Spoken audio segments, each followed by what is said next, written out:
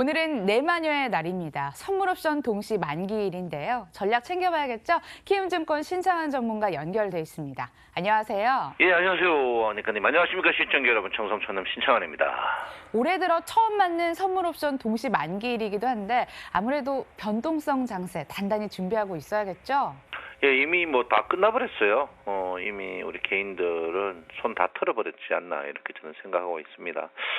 최근에 이제 외국인들이 이제 우리나라 시장을 떠나는 이유 중에 하나가 글로벌의 그 3대 펀드라든지 이런 그 수익률을 보면 우리나라 파생해서 굉장히 데미지를 많이 입고 있습니다. 그래서 그런 부분이 좀 문제가 있지 않나 이렇게 생각하고 있는데요. 어쨌든 뭐 개인들은 어제 한 700억까지 갔다가 300억 털고 지금 500억 정도 손해보고 있는데 개인들이 이번에 한 1,400억 정도 잃었어요. 그래서 좀 안 됐습니다. 하여튼 돈 먹다가 잃었는 부분.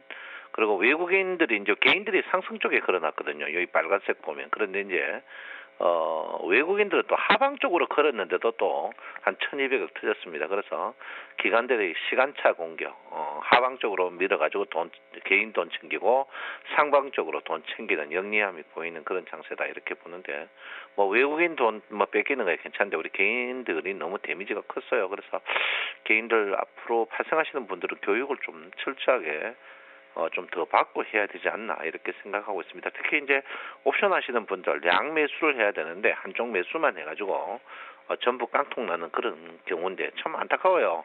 솔직히 안타깝습니다. 그래서 제가 이제 200억대 털어라 했는데 안 털고 끝까지 버티는 분들이 있습니다. 옵션은 버티면 안 되거든요. 시간이 돈이란 말이 있지 시간 가치가 있는데 너무 가슴 아픈 그런 겁니다. 그래서 어쨌든가 뭐 다 털어버리고 좀 공부를 넉넉히 한 다음에 다시 하는 것도 좋지 않을까 이렇게 생각합니다. 어쨌든 우리 개인들이 이번에 조금 큰 데미지를 입었습니다. 보통 파생 때 큰 데미지를 입으면 그 데미지의 휴유증이 2개월, 3개월 우리 시장 쪽에도 가거든요. 그래서 지난달 또 많이 잃었어요. 그리고 이번 달 또 많이 잃었는데 특히 1, 2, 3월 다 개인들이 많이 데미지를 입어서 12월 달에 개인들이 좀 땄거든요. 12월 달에 개인들이 땄기 때문에 주식이 좀 좋았는데 지금 1월, 2월, 3월 계속 개인들이 데미지가 있어서 제가 볼 때는 장이 좀 대형주는 조금 힘들지 않을까 이렇게 생각을 하고 있습니다. 뭐 지금 다우존스 지수도 글로벌에 비해서 조금 저평가돼 있어요. 2%인데 보통 우리가 기준을 다우존스 지수로 보고 있거든요. 그래서 코스피 같은 경우 다우존스 지수하고 한 4%밖에 차이 안 납니다. 4%밖에 안 나는데 아직까지 코스닥 같은 경우에는 6% 정도 데미지가 있거든요. 그러니까 로스가 있기 때문에 제가 여러분들 어제 이제 코스닥 하세요라고 했는데 3대7 이상 해라 했는데 하신 분들 계좌가 좋았지 않나 이렇게 생각하고 개별 종목적으로 지속적으로 가야 된다 이렇게 볼 수 있습니다. 참 안타까운 마음 이렇게 생각할 수 없다. 어쨌든 간 오늘은 뭐 마찬가지입니다. 개별 종목적으로 계속 가야 되는 그런 부분이 아닌가 이렇게 생각을 하고 있습니다. 자, 우리 여러분 보다시피 이제 여러분이 많이 보는 이동평균입니다. 이동평균에 이제 여러분들이 꼭 봐야 될 게 이제 있습니다. 우리가 베이시스 하는 걸 봐야 됩니다. 베이시스 여러분 많이 들었을 겁니다. 뭐 콘덴고 베거데이션이 뭐냐, 콘덴고인데 이게 뭐 콘덴고 하는 게 선물이 고평가된 게 콘덴고입니다. 보통 이제 보면 이게 영선이거든요. 영선에 보면 항시 선물이 주가에 비해서 고평가입니다.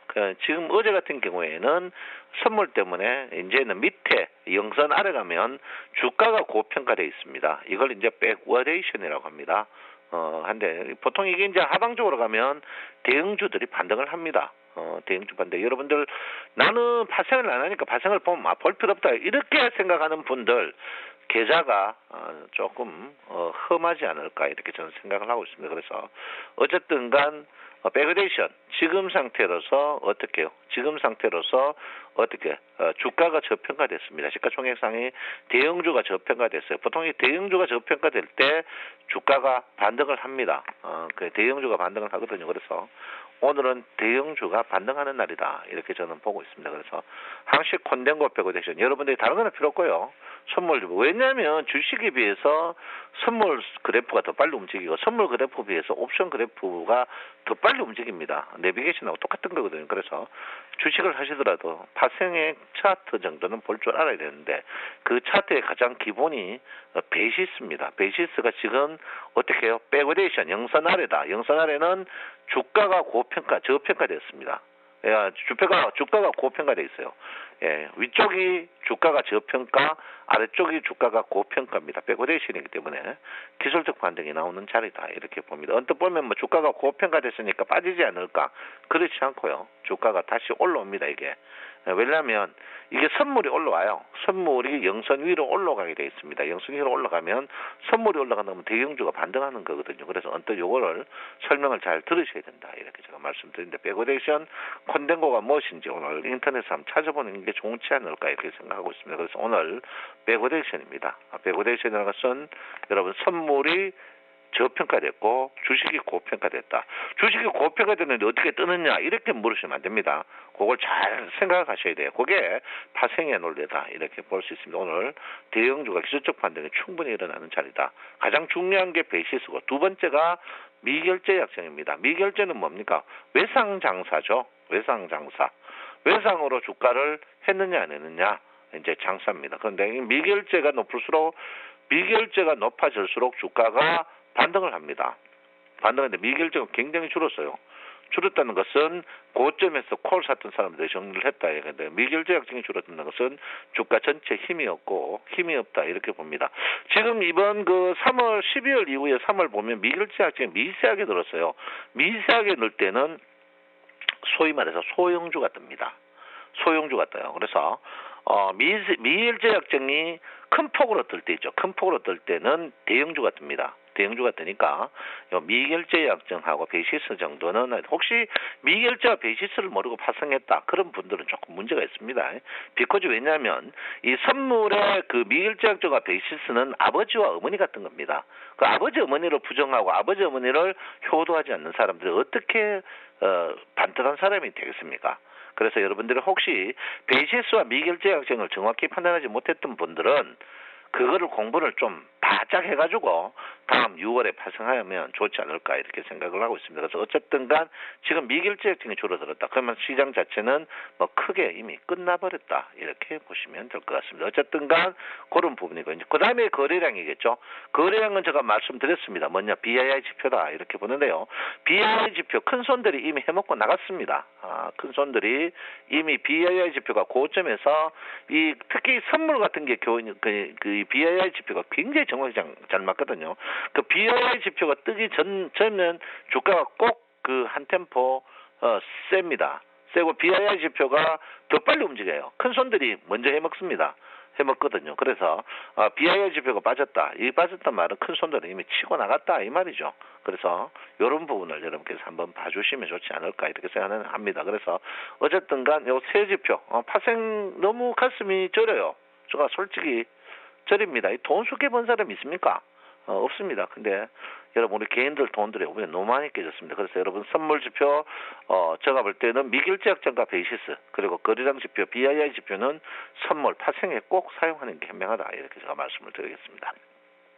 자, 이제 업종으로 한번 보도록 하겠습니다. 업종 보시면은 여러분 보다시피 뭐 이제는 자리가도 되겠죠. 정확하게 맞췄습니다. 중심 가격에서 2160에서 저항받고 주가는 아주 밀릴 것이다. 이렇게 근데 정확히 코스피 이게 이제 뭐 저는 지나고 나가지고 뭐 나무 신문 뺏겨가지고 갖다 놓고 그거 싫어하거든요. 주식이 후행성이 아니고 선행성이죠. 그래서 어쨌든 간 2160 정확히 맞고 올라왔습니다. 그래서 제가 볼 때는 2160의 저항이 굉장히 2160에 지금부터 12포인트밖에 차이가 없거든요. 그래서 주가가 떠봐야 12포인트밖에 안 뜬다. 이렇게 볼 수 있습니다. 자, 코스닥이 화려합니다. 코스닥이 화려한데요. 코스닥은 몸통에 아래 꼬리 달고 윗손을 해서 굉장히 커요. 근데 오버슈팅입니다. 오버슈팅이라는 것은 대형주보다는 어제 제가 이제 대형주보다는 소형주 쪽으로 포인트를 맞춰라 계속 이야기를 하고 있는데 그게 쉽지 않아요. 쉽지 않은데 그래도 해야 됩니다. 그래서 여러분들 코스닥 특히 그 D마크 차트의 오버슈팅 보통 D마크 차트가 끝이 나버리면요 D마크 오버슈팅 그때부터는 이제 가격지보 피봇을 봅니다. 피봇을 많이 보는데요. 이 피봇을 보게 되면 피벗도 꼭지까지 올라와 있어요. 피벗도 꼭지까지 올라와 있습니다. 그래서 코스닥 같은 경우에는 지수는 앞으로 더 못 올라갑니다. 그러니까 여러분 코스닥 개별 종목적으로 적극적으로 갖다 붙여야 된다. 이렇게 보거든요. 보통 이 D마크 신뢰도가 한 80만 5% 이상 되거든요. 그리고 피벗은 그 신뢰도는 높은데 그 왜곡이 많습니다. 그래서 보통 D마크하고 피벗, 볼륨저 밴드 이렇게 이제 그 선행성 차트를 많이 보는데 D마크가 신뢰도 많고 보통 D마크를 벗어나는 경우 D마크를 이렇게 벗어나는 경우는 떨어질 때 꼭 우리가 아마 3주 경험을 했습니다. D마크 위로 오버슈팅 했을 때는 항시 끝마무리가 안 돼서 이번 주가 끝마무리 안 주면 다음 주에 꼭 D마크 안쪽으로 들어올 때 과격한 퍼스트로 빠른 속도로 간다. 이렇게 제가 말씀을 드리겠습니다. 그래서 코스닥 같은 게 개별 종목적으로 계속 갖다 붙여야 되는 그런 부분이 아닌가 이렇게 저는 생각을 하고 있습니다. 자, 이동평균적으로 보면요. 여러분 보다시피 대도 그렇습니다. 우리가 이제 정별, 역별 여러분 잘 아시죠? 정별 때 주가가 뜹니다. 근데 여기 보시면 작은 이평이 역별에 이제 61이평 정별 이런 건 어떻게 설명해야 되느냐 이러면은 장이 좀 찜찜하다 이렇게 생각하시면 될 것 같습니다.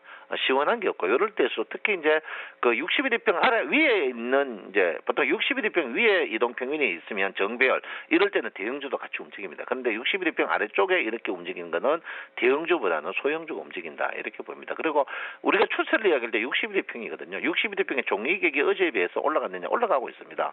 그리고 61이평 캔들 위에 있다. 추세는 살아있어요. 살아있지만 그 추세가 큰 추세가 아니고 작은 추세다. 그 부분을 먼저 말씀을 드리겠습니다. 자, 코스닥입니다. 코스닥은 아직까지 꽃이 피고 있습니다. 꽃이 피고 있으니까 여러분 너무 염려하지 마시고 개별 종목적으로 계속 갖다 붙여야 된다. 코스닥 같은 경우는 지수가 필요 없습니다. 제가 여러분 이 방송 1월달부터 하고부터 주구장창 캤죠. 물방 고기반 장세다. 여러분 계좌 안녕하십니까? 안녕하지 않다면 여러분들이 이 시황을 정확히 안 들었다 이렇게 보는데 코스닥은 이미 지수가 필요가 없습니다. 왜? 코스닥 대형주는 빠질 수밖에 없는 구조에 거든요. 거기다가 신라젠 고춧가루 확 불어놨습니다. 그래서 제가 볼 때는 대형주 쪽보다는 소형주 쪽으로 지속적으로 붙여야 된다. 이렇게 제가 말씀을 드리겠습니다.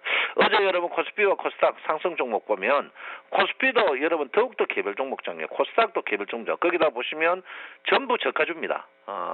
저가주 특히 코스닥 같은 경우에는 저가주 비중이 거의 시가총액 상위 상승 종목의 80% 이상이 만 원짜리 이하입니다. 그러니까 여러분이 좋아하는 실적비 저평가 종목하고 전혀 상관없는 종목들이 뜬다.